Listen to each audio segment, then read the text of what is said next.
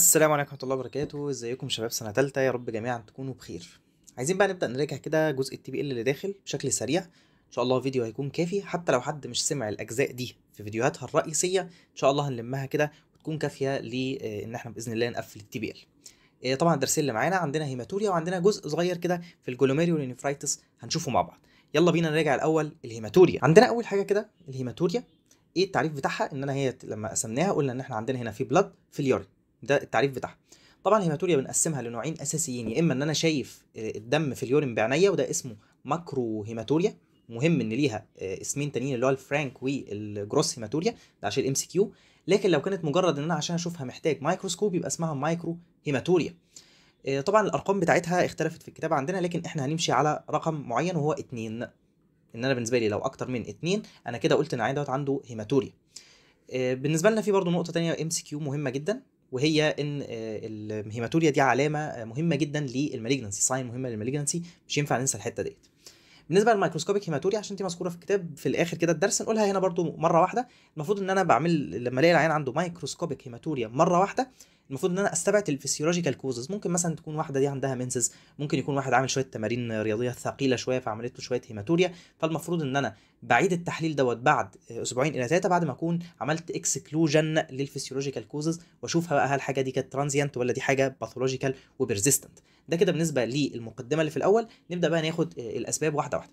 اول حاجه الاسباب بنقسمها يا اما باي تايب يعني بالنوع بتاعنا، ودي بنقسمها لحاجتين، يا اما ترو هيماتوريا او سودو هيماتوريا. طبعا هي دي السودو هيماتوريا اللي هي الهيماتوريا الكاذبه، هي دي كده. طبعا ايه؟ مجرد جاست كالاريشن، مجرد تلون لليورين. ايه اللي يعمل لي كده؟ ايه اللي يلون لي اليورين؟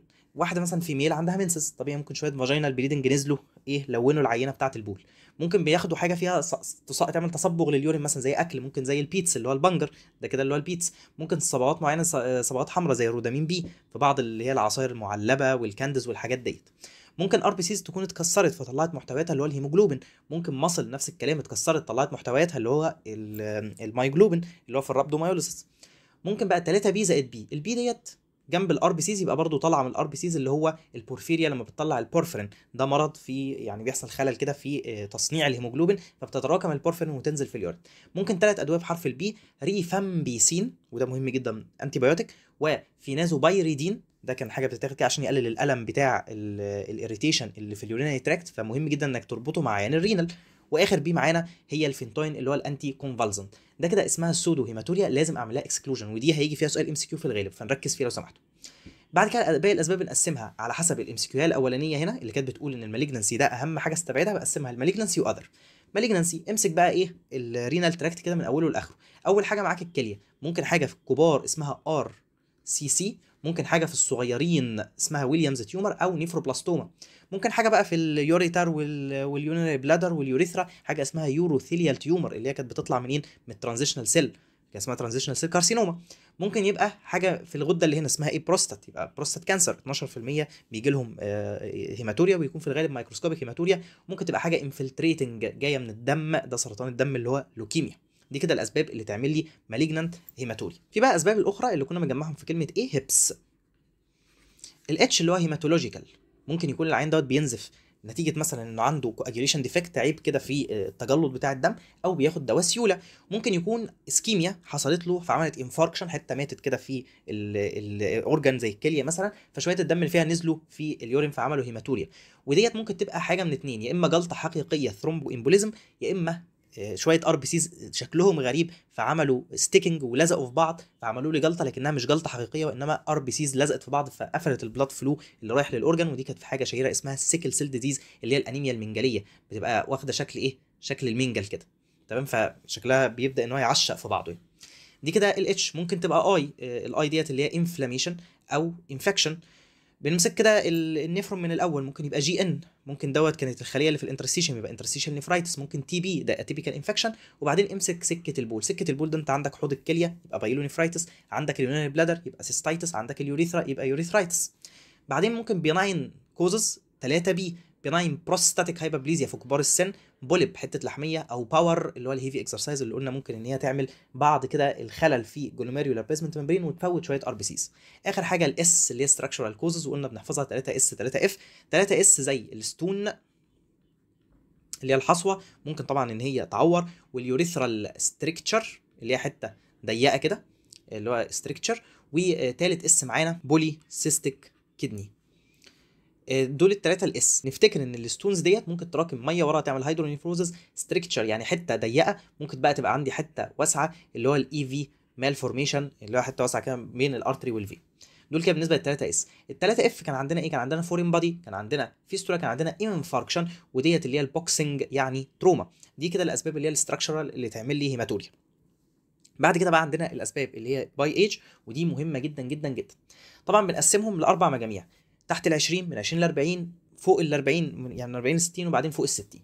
واخر اتنين بنقسمهم لاثنين، اللي هو فوق ال 40 بنديها ميل وفيميل، و فوق ال 60 بنقسمها برضو الميل وفيميل. لازم نحفظ الثلاثه دول بهذا الترتيب: يو تي اي يليه ستون يليه بلادر تيومر. وشغل دماغك. اليو تي اي اكتر في الفيميل، قلنا عشان شورت يوريثرا فسهل جدا ان الاورجانيزم يطلع. والبلادر تيومر اشهر في الرجاله لانهم بيبقى في سموكينج اكتر فيهم. طيب تحت ال 20 سنه اول حاجه هناخدها هي اليو تي اي. طبيعي هتبقى تحت 20 سنه، لكن هل منطقي نلاقي ستون او بلادر تيومر؟ قطعا لا، انما بستبدلهم بقى بالجي ان والكونجينيتال ابنورماليتي. من 20 ل 40 بثبت السكيم بتاعي دوت يو تي اي وستون وبلادر تيومر، لكن بزود عليهم اكسرسايز لان ده سن النشاط. بعدين من 40 ل 60 الفيميل بتثبت، من 40 ل 60 وفوق 60 نفس السكيمه دي، يعني الفيميل هنا بتبقى ثابته بقى، ما فوق ال 40 ثابته بالشكل ده يو تي اي ستون بلادر تيومر. لكن الميل من 40 ل 60 اعكس. يعني ايه اعكس؟ يعني هات البلادر تيومر قبل اليو تي اي، يعني بلادر تيومر ستون يو تي اي. فوق ال 60 بقى لا، هات اشهر حاجه بقى اللي هو البناين بروستاتيك هايبربليزيا، يليها اليو تي اي، البلادر تيومر، شيل الستون دي مش عايزينها، واختم بالار سي سي، قلناها فوق الار سي سي. ده كده بالنسبه لنا اللي هي باي ايج، ومهمه جدا جدا لازم تتحفظ. لما نيجي بقى نبص على الهيستوري، مهم جدا حته التايمنج بتاعنا. والله لو انا بلادر فما فوق يبقى توتال، لان هيحصل ميكسنج للبلاد مع اليورين، فهيكون في كل اليورين فيه هيماتوريا. لكن لو انا في الانتيرور يوريثرا يبقى بالنسبه لنا هتكون عندي انيشيال هيماتوريا في الاول، لان هي هتسبق البول. لكن لو كان في البوستيرور يوريثرا هتبقى تيرمينال، لان هيفضل شويه دم يخرجوا في اخر البول، فيبقى الهيماتوريا اكتر في اخر التبول. حته الكلوتس دي فككوا منها، يعني مش مهمه، سيبنا منها. دي بقى مهمه وبتيجي في الام اس كيو. لو العيان بيشتكي من بايوريا وديسيوريا فريكوانسي اللي هي الاريتيشن سيمتوم اللي خدتوها بقى في الجراحه، يبقى انت فكر على طول في يو تي اي. لكن لو بيشتكي من وجع في الفلانك اللي هو الجنب بتاعه وبيرادييت للجراين او للجينيتاليا، فكر على طول في حصوه سد اليوريتر. ده مهم جدا جدا جدا. ولا تنسى باقي الحاجات بقى زي الميديكيشن، ومثلا هيستوري السابق للجي ان، المنسز، حاجات بقى الجلوميرونيفرايتس اللي هو مثلا جاله ريسنت سكين انفكشن، ريسنت ابر ريسبيراتوري تراكت انفكشن، وهكذا. مهم جدا بقى عشان الام اس كيو حته علامات السرطان في اي بي. ايه بقى علامات السرطان؟ حاجات ليها علاقه بالانسان نفسه. الانسان دوت ممكن يبقى عمره كبير فوق ال 40، الجندر بتاعه يكون ان هو ميل وسموكينج كمان، يعني دي من عاداته يزود الفرصه بتاعه.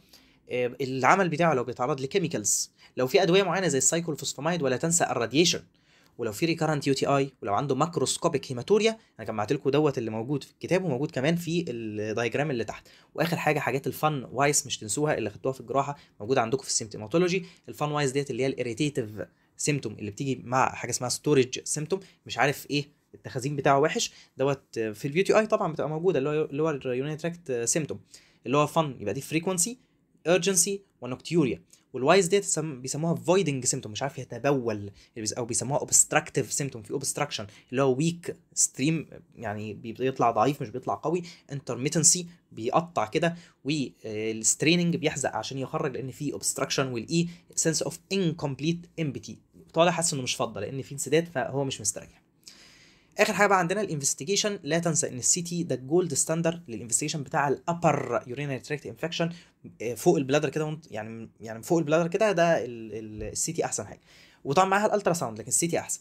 لكن لو انت في اللور يعني بلادر فما اسفل، خش يا باشا بمنظار. ولا تنسى ان انت في الاول طبيعي اشهر حاجه ممكن تيجي في بالك للموضوع دوت اليو تي اي، ما احنا لسه قايلينها هنا ان هي من اشهر الحاجات اللي تعمل الموضوع دوت. يبقى اعمل يا باشا في الاول كالتشر، اعمل سيتولوجي، اعمل يورين اناليسيس، وهكذا، والباقي ما فيهوش اي مشكله. طبعا هتلاقي عندكم دايجرام في الكتاب، يعني قراءه سريعه. ده بس احنا قلنا كده الكلام المهم. لا تنسى حته الايدج دي تتراجع وتتحفظ بالطريقه اللي قلناها، مهمه جدا جدا جدا. لا تنسى حته ان السي تي جولد ستاندر للابر يورينري تراكت. ولا تنسى حته لو قال لك في العيان ياسن دوت عنده بايوريا ديسيوريا، فكر على طول في يو تي اي. قال لك ان في فلانك بين وراديشن، يبقى فكر على طول في ستون. ولا تنسى حته التايمنج ديت مهمه جدا. ده كده بالنسبه لدرس الهيماتوريا. تعالوا بقى ناخد الحته اللي عليكم في الجلوميرولو نيفرايتس. اول حاجه عايزين نفتكرها هي النفريتك سندروم. وبنفتكر الباثوجينيسيس بتاعها، قلنا ان بيحصل في الاول جلوميريولار انفلاميشن. بعد الجلوميريولار انفلاميشن ده بيحصل لي 3 حاجات. اول حاجه هتيجي ليكوسايتس، في تحديدا النيوتروفيل في الغالب، هتبدا انها تعمل دامج للجلوميرولار بيزمنت ممبرين وللكابيلاري وول، فتبدا ان هي تطلع المحتويات اللي جوه اللي هو شويه بروتينات، لكن الاكتر هي الار بي سيز، فهتعمل عندها هيماتوريا شديده شويه وليميتد بروتينوريا قليله، مش نيفروتيك رينج، اقل من 3.5 جرام في اليوم. ده حاجه. الحاجه الثانيه ان هيبدا يحصل بروليفريشن للخلايا، ليه؟ نتيجه بقى السيتوكاينز اللي بتطلع. فالبروليفريشن دوت هيبدا ان هو يقلل لي الجي اف ار اللي احنا كنا شرحناها، وكمان بيحصل خلل في الفازو دايليتور والفازو كونستريكتور ميتابولايت. المهم الجي اف ار لما هيقل ده ياكتيف لي حاجه اسمها الراس سيستم، والراس سيستم لما يتاكتيف هيدي العين دوت هيعمل له هايبرتنشن، ده مهم ان نلاقيه في الكلينيكال بيكتشر، وسولت اند ووتر ريتنشن يعني هيعمل له ايديما. وكمان الجي اف ار لما يقل يعني انا مش بفضي كويس، يعني مش في اكسكريتوري فانكشن كويسه، فهتتراكم عندي اليوريا والكريات، دول اللي هو الازوتيميا، ان تراكم عند العيان دوت حاجتين، اليوريا والكريات بتاعه تراكم اسمها ازوتيميا، واوليجوريا البول قليل، وفلويد ريتنشن. بقى دي اسباب الفلويد ريتنشن اللي عند العيان، نقصان الجي اف ار والراس سيستم. ده كده بالنسبه سريعا الباثوجينيسيس بتاع النفريتك سندروم. تعالوا بقى ناخد الحاجتين اللي علينا اللي هم البوست ستريبتوكوكال جلوميريولونيفرايتس واختها الاي جي اي نفروباثي او البرجرز ديزيز. زي ما احنا متعودين بنعلق في السب تايبس على 9 حاجات. طبعا الموجود عندكم هنا في الكتاب هو 8 بس، 9 اللي هو الميكانيزم ده انا شلته، لكن هو عامه اميون كومبلكس ديبوزيشن. تمام، ده في الاغلب يعني في حاجات النفريتك عامه يعني، وفي الاثنين دول برضه بالذات هو اميون كومبلكس ديبوزيشن. ده بالنسبه للميكانيزم. نبدا اول حاجه بالايتيولوجي. ايه الاسباب؟ لا تنسى بوست ستريبتوكوكال، يبقى عندك ستريبتوكوكاي ده الاشهر، لكن ممكن يبقى نون ستريبت، نيموكوكاي مثلا ممكن تعمل الموضوع ده، لكن الاشهر هو ستريبت من النوع ايه؟ جروب A بيتا هيموليتيك ستريبتوكوكاي، شهير جدا، بتيجي بعد السور ثروت، بس ممكن تنسى السكين انفكشن اللي هو الامبيتايجو، سكين انفكشن امبيتايجو، والسور ثروت اللي هو فارنجايتس.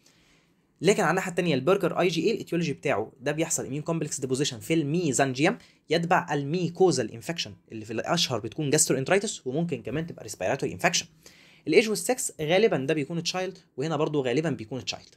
كلينيكال بيكتشر البوست ستريبتوكوكال جلوميريونيفرايتس بيجي بعد اسبوعين ل3 من الريزوليوشن بتاع الانفكشن، يعني يكون خلاص خف العين، خف مش في اي مشكله، على خلاف البرجر اللي بتيجي في الغالب يا اما ديورنج الانفكشن يا اما بعدها بحاجه بسيطه اقل من اسبوعين ل3. وده كان حل الكيس اللي كانت في الامتحان السابق بتاع الزماله البريطانيه. الفكره كلها كانت في التايمنج زائد السي 3 اللي هو الكومبلمنت فاكتور رقم 3، واللي هو بيقل مع عيانين البوست ستريبتوكوكال جلوميرونيفرايتس، لكن بيكون نورمال مع البرجر ديزيز.